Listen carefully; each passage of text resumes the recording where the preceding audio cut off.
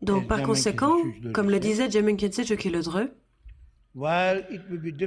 alors qu'il serait difficile pour quelqu'un comme moi de conférer des bénédictions, si vous engendrez la perception pure et la dévotion, alors la bénédiction sera vôtre. Cela ne fait aucun doute. Pourquoi? Parce qu'hormis la perception pure et impure dans votre esprit, il n'y a personne qui puisse vous enchaîner ou vous libérer. Donc en fait, le truc, le secret, vous devriez avoir un secret. Vous devriez avoir une méthode secrète à disposition. À chaque fois que votre esprit devient un peu impur, qu'il y a comme de vieilles histoires qui reviennent, vous devriez pouvoir dire, vous attraper et dire « Ah, ça revient ». Et vous dites votre nom et « Ça y est, c'est ce gars qui revient ». Et vous pouvez donner votre nom. « Ah, ça y est, Michael revient ». Et vous vous attrapez. Et vous le regardez avec humour. Et vous faites quelque chose pour transformer. Peut-être que vous formulez une prière fervente, ou immédiatement, vous avez votre CD, votre enregistrement, bien sûr votre téléphone. Ayez un court enseignement sur votre téléphone portable. Une application spéciale, une application de la nature de l'esprit que vous pouvez toujours avoir avec vous. On devrait créer une nouvelle application. On va faire ça. Une application RICPA pour les enseignements sur la nature de l'esprit, que vous pouvez jouer. Et vous pouvez entendre la voix de Dilgo Khyentse Rinpoche, de Lodro Rinpoche. Et dès que vous commencez à la lancer, votre esprit est distrait. Et vous transformez votre esprit. Parce que parfois, les émotions sont tellement intenses que vous devez trancher le cycle. Donc, fondamentalement, hormis la perception pure et impure dans votre esprit, personne ne peut vous enchaîner ou vous libérer. Vous êtes votre propre maître. Nous sommes notre propre créateur.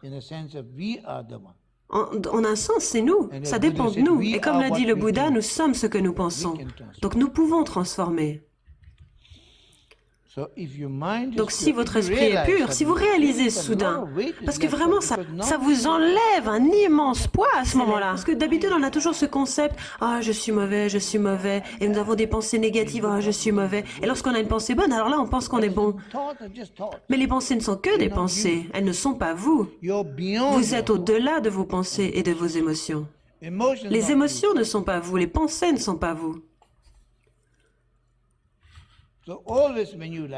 Donc quand vous êtes ainsi, dites-vous à chaque fois, ça n'est pas moi. Et immédiatement, vous invoquez.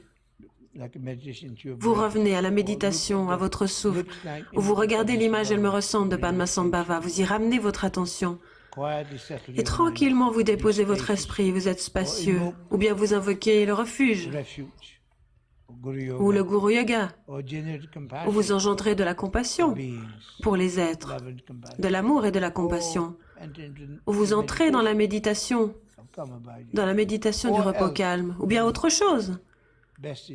Le mieux, c'est de demeurer dans la nature de l'esprit.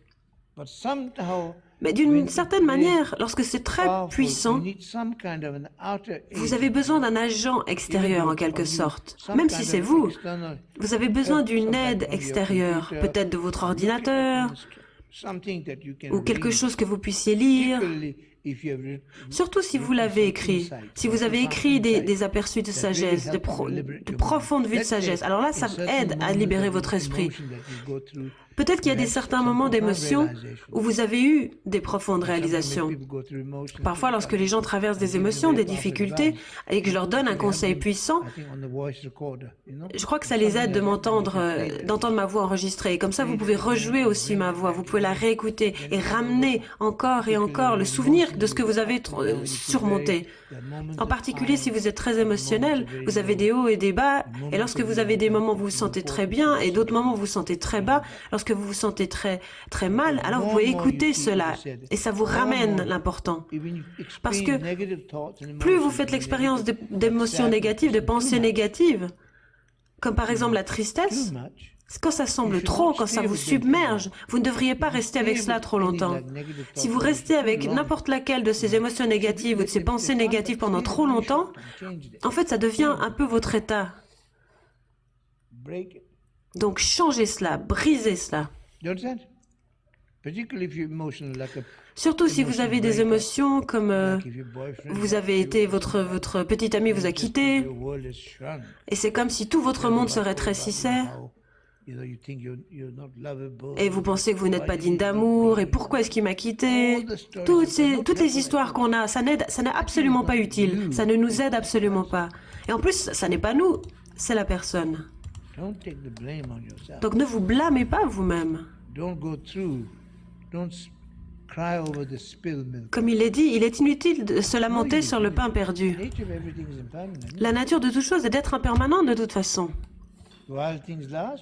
Quand les choses durent, alors vous les appréciez, et lorsqu'elles disparaissent, formulez des prières, souhaitez du bien à la personne, et souhaitez-vous du bien à vous-même aussi. Ne vous accrochez pas tant à tellement d'histoires, à des histoires, et n'y revenez pas encore et encore, surtout si vous commencez à boire, et il y a toutes ces choses qui se perpétuent, vous commencez à parler toujours des mêmes choses avec les mêmes amis encore et encore et encore, et vous revivez tout cela.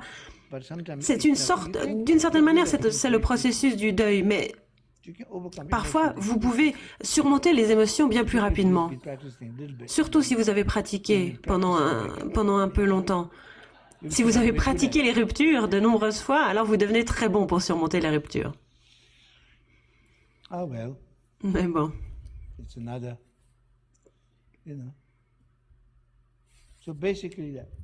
Donc fondamentalement ainsi.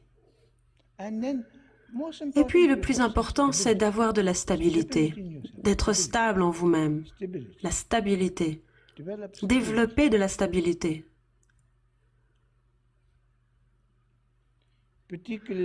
En particulier quand tout change dans ce monde. Simplement parce que tout est impermanent ne veut pas dire que vous devriez être aussi très instable. Ça ne veut pas dire ça.